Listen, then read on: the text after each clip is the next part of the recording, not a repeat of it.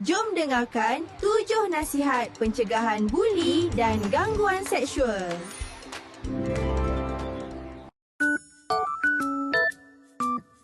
Sentiasa bercakap dan bertindak dengan sopan tanpa mengejek, menghina atau memalukan orang lain.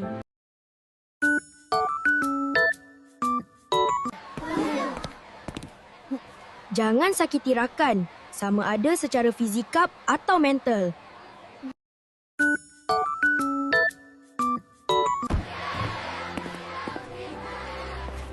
Katakan tidak apabila diganggu.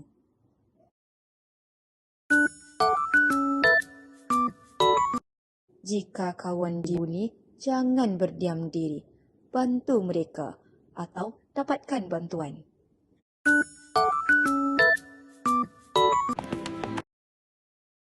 Hormat ruang peribadi rakan dan jangan lakukan perkara yang tidak patut.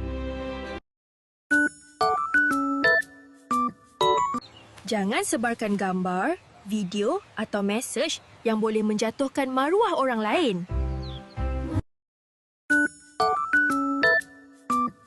Guru besar, saya datang untuk melaporkan kes buli yang berlaku di sekolah. Maklumkan kepada guru atau pihak sekolah jika berlaku buli.